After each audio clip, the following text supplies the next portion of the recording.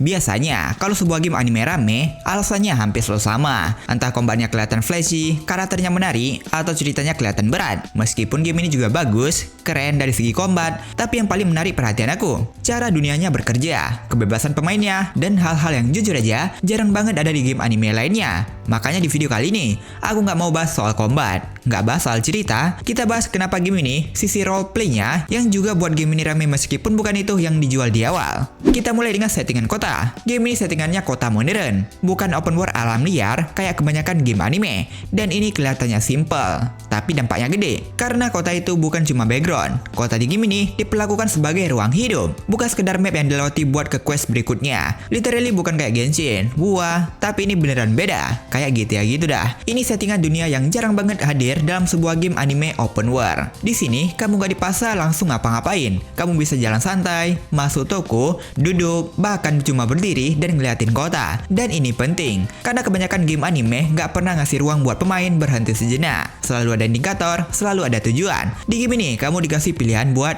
ya udahlah, hidup dulu, nyantai dulu gak sih? Meskipun ada dikejar quest juga. Nah, salah satu yang langsung kerasa berbeda adalah soal kendaraan. Ini bukan, oh bisa naik mobil. Gak cuma itu, kamu bisa beli mobil. Kamu pergi ke dealer, milih mobil dan beli. Nyimpen di garasi, modif, ganti par, ngecat, dan ngerasa itu beneran mobil kamu. Gitu ya banget gak sih? Dan mobil di sini bukan sekedar alat buat cepat sampai tujuan. Kamu bisa balapan, kamu bisa ngebut keliling kota, kamu bisa driving malam-malam cuma buat nikmati suasana. Di sisi lain ada NPC yang buat game ini makin hidup. Dan NPC di sini nggak kaku sama sekali, sebab mereka punya reaksi, ekspresi, ada respon ketika kamu melakukan hal yang salah di mata mereka. Ada yang marah, main HP, larian sebab kehujanan, foto mobil kamu yang keren parah, bahkan ngebucin. Dan reaksi lainnya yang kocak-kocak abis, yang artinya ini bukan kota mati, ini kota yang sadar kalau kamu ada di situ. Terus game ini juga berani ngasih sistem kriminalitas yang bener-bener punya konsekuensi. Ala GTA guys, ini sumpah GTA banget juga. Kamu bisa nyolong mobil, kamu bisa bikin rusuh, kamu bisa dikejar polisi. Ada sistem bintang buronan, ada kejar-kejaran, dan yang bikin beda, kalau kamu ketangkep, game ini nggak bilang game over, melainkan kamu masuk penjara. Beneran.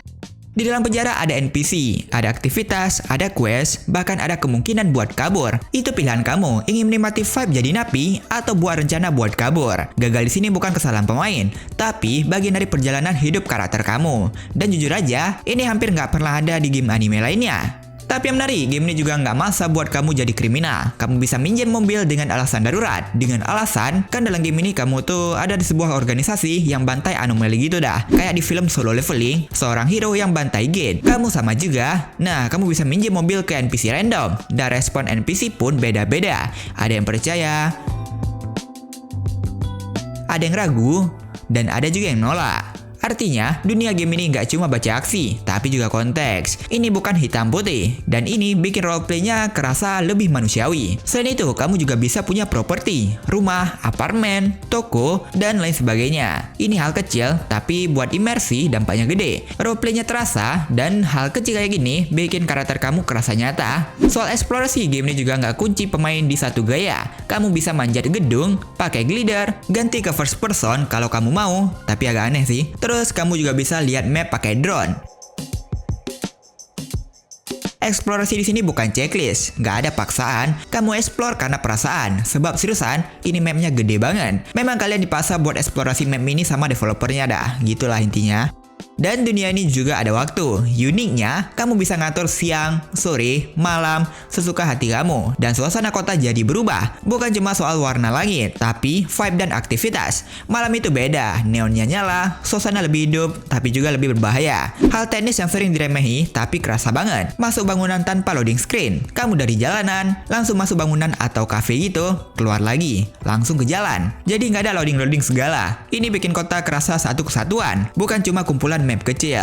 Di tengah kota yang kelihatannya normal ini, ada anomali guys. Fenomena aneh yang muncul di tengah kota, dan itu di tempat semua orang hidup normal. Ini yang bikin game ini nggak monoton, karena kamu nggak cuma hidup di kota, tapi juga membereskan keanehan yang muncul di dalamnya. Meskipun secara story, battle-nya ada dimensi yang berbeda. Seperti dungeon dan boss battle, itu semua ada di dimensi yang berbeda. Jadi bukan di kota lagi nanti, tapi ada juga nih yang kroco-kroco di kota gini.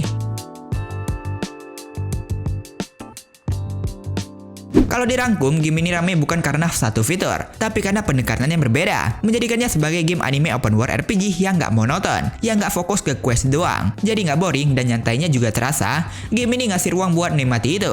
Bahkan ada sistem hobi juga yang bisa kamu pilih dong. Karena kalau kita bicarakan soal battle, story, game-game anime lain juga ada, kayak Genshin, ZZZ, Wuthering Waves. Tapi soal dunia yang hidup, roleplay, bahkan open world RPG yang nggak monoton, nah kita punya NTA. Makanya banyak yang antusias, dan makanya juga banyak skeptis. Karena janji kebebasan kayak gini tuh besar banget guys dampaknya. Kamu bisa merasakan gameplay GTA yang digabungkan dengan style anime aja.